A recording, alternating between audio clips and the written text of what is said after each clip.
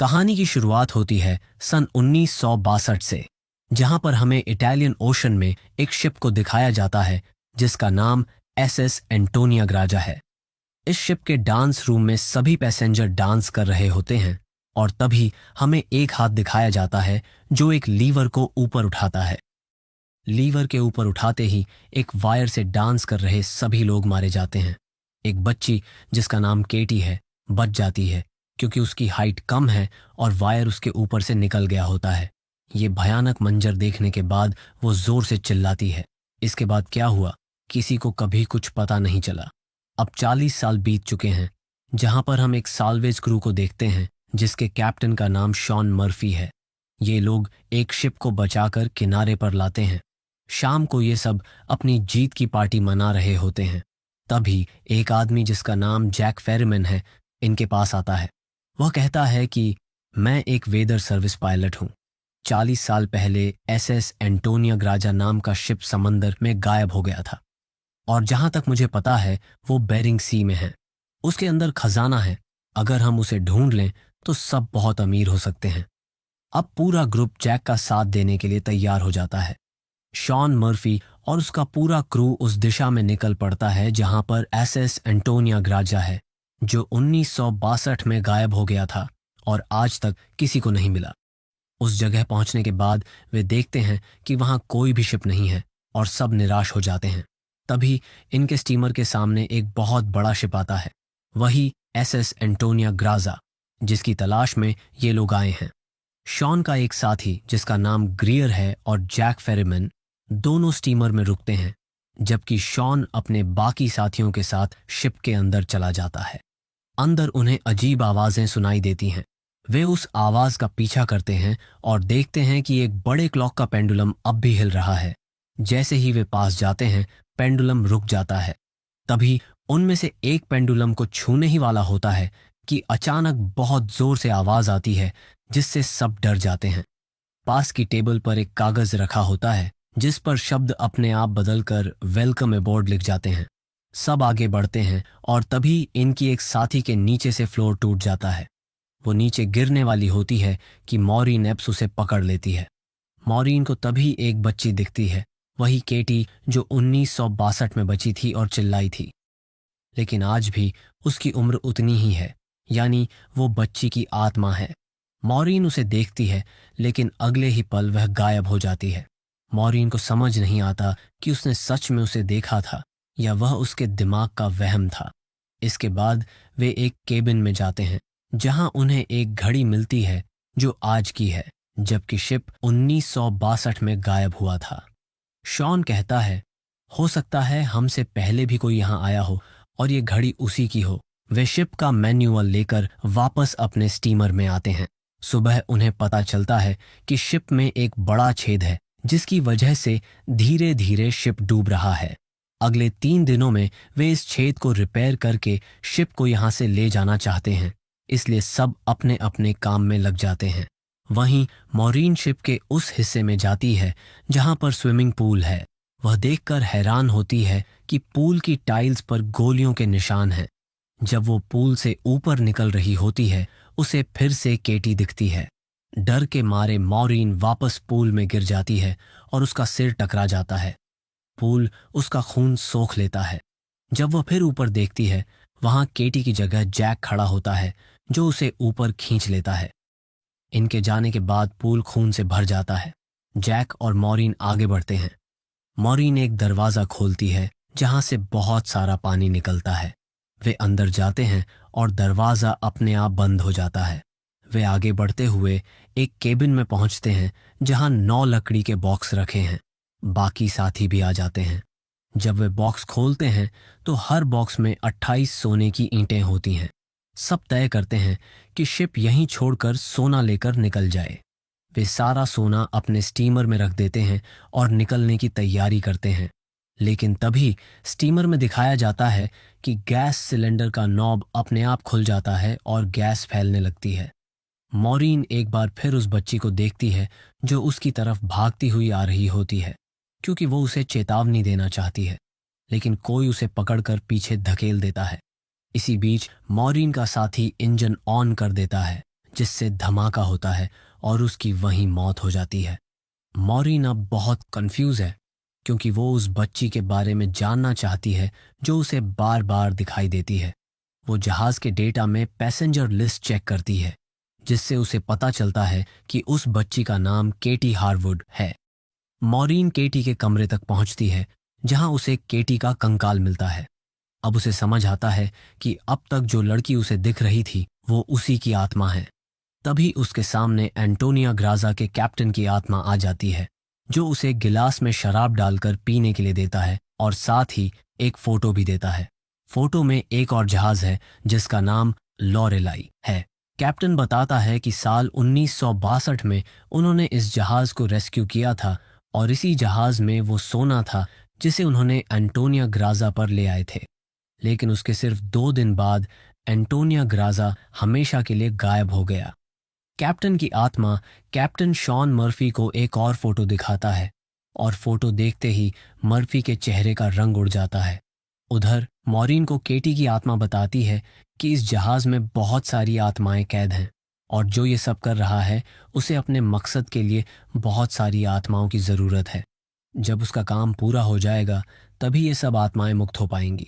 दूसरी तरफ उनका एक साथी उस जगह पहुंचता है जहां 1962 में पार्टी चल रही थी। अचानक से माहौल वैसा ही हो जाता है जैसे उस साल था।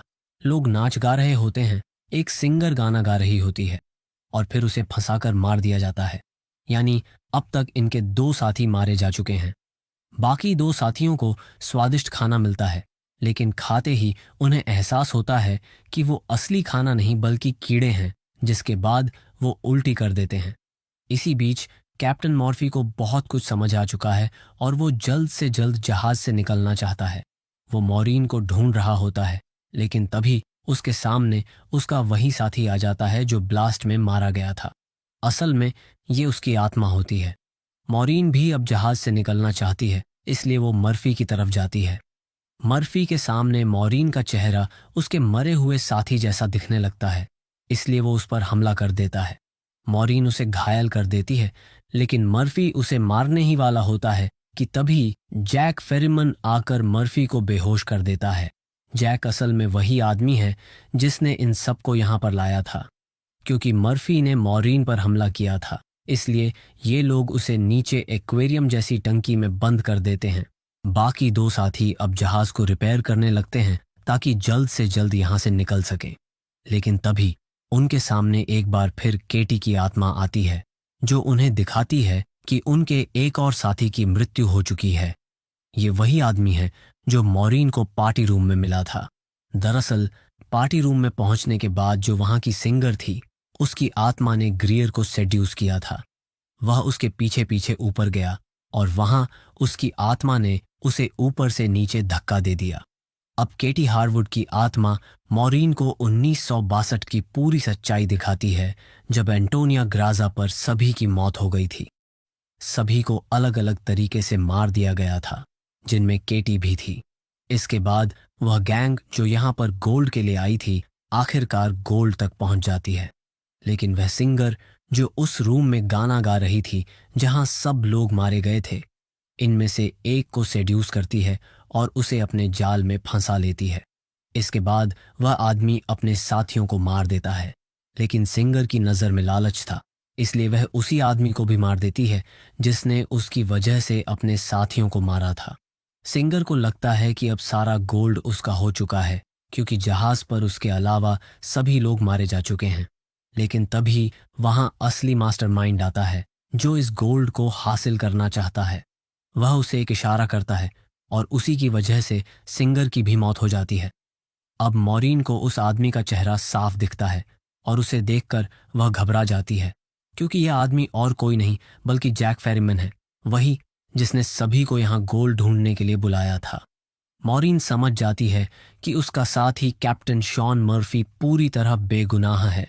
वह उसे बचाने के लिए एक्वेरियम की तरफ भागती है, लेकिन उसकी पहले ही मौत हो चुकी होती है। कैप्टन की आत्मा ने जो फोटो उसे दी थी वह उसके हाथ में होती है। पानी में देखते हुए उसे एहसास होता है कि यह फोटो जैक की है, और जैक इंसान नहीं है बल्कि एक ईविल स्पिरिट है जो आत्माओं को इकट्ठा करता है। शायद वह शैतान के लिए काम करता हो। यहाँ पर जैक सबको मारकर उनकी आत्माओं को भी जमा करना चाहता है। मॉरीन अपने साथी डॉज से कहती है कि वह जैक पर नजर रखे और खुद अपने दूसरे साथी को ढूंढने के लिए जाती है जो पानी के अंदर है। वहां पहुंचने पर उसे समझ आता है कि उसकी भी मौत हो चुकी है, जैक ने ही उसे मारा था। उधर ग्रियर उस जगह जाता है जहां मॉरीन ने अपने साथी को जैक पर नजर रखने के लिए कहा था। ग्रियर और जैक के बीच बहस होती है और मॉरीन के साथी ने जैक पर गोली चला दी। उसे लगता है कि जैक मर गया है, इसलिए वह वहां से चला जाता है। मॉरीन पूरे जहाज में बम लगा देती है। तभी उसका साथी आकर कहता है कि जहाज को ब्लास्ट नहीं करना चाहिए, लेकिन मॉरीन उसकी बात नहीं मानती और कहती है, मैं जहाज को ब्लास्ट करके रहूंगी क्योंकि इस जहाज में बहुत सारी आत्माएं कैद हैं और भी लोगों को यहाँ फंसा कर लाया जाएगा, फिर उन्हें मार दिया जाएगा। ट्रैप करने का एक ही जरिया है, गोल्ड। इतना कहते ही उसका साथी जैक का रूप धारण कर लेता है। मॉरीन समझ जाती है कि जैक ने उसी आदमी को भी मार दिया है जिसने उस पर गोली चलाई थी। जैक मॉरीन को बताता है कि तुम्हारा और मेरा काम एक जैसा है। जैसे तुम समंदर में फंसी हुई चीजों को और जहाज को बचाती हो, वैसे ही मैं आत्माओं, सोल्स को इकट्ठा करता हूं। पहले मैं भी इंसान था, लेकिन मैंने बहुत पाप किए थे, जिसके बदले मुझे यह काम सौंपा गया। अब मैं एक सोल कलेक्टर हूं और इसके लिए मुझे इस जहाज एंटोनिया ग्राजा की जरूरत है। मैं नहीं चाहता कि तुम इस जहाज को ब्लास्ट करो, लेकिन मॉरीन उसकी बात नहीं मानती। जैक उस पर हमला करता है और मॉरीन उसके कंधे पर चोट कर देती है। फिर वह रिमोट पर निशाना लगाती है और खुद जहाज से कूद जाती है। जैसे ही वह पानी में गिरती है, जहाज में एक बहुत बड़ा धमाका होता है। मॉरीन अब पानी के अंदर जहाज के मलबे के नीचे फंसी होती है, लेकिन तभी वहां पर छोटी बच्ची की आत्मा केटी हरवर्ड आती है और उसे ऊपर जाने का रास्ता दिखाती है। बड़ी मुश्किल से मॉरीन सतह पर पहुंचती है।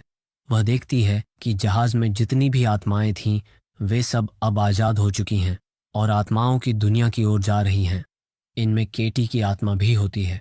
दरअसल जितनी भी आत्माएं इस जहाज में फंसी थीं, वे सब जैक की कैद में थीं। केटी ही पवित्र आत्मा थी जो जैक की गुलाम नहीं बन पाई। इसी वजह से वह बार बार मॉरीन की मदद कर रही थी।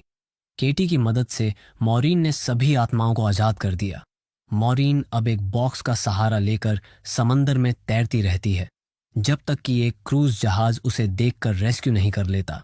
जब उसे पोर्ट पर लाया जाता है और एम्बुलेंस में बैठाया जाता है, तो वह देखती है कि जैक जिंदा है और एंटोनिया ग्राजा का सारा गोल्ड अब एक और जहाज पर चढ़ाया जा रहा है। जैक का मकसद है कि इस सोने के लालच में और लोगों को फंसाकर मार सके और उनकी आत्माएं कैद कर सके। यही उसका काम है। मॉरीन ये सब देखकर हैरान रह जाती है और इसी के साथ ये फिल्म की कहानी खत्म हो जाती है।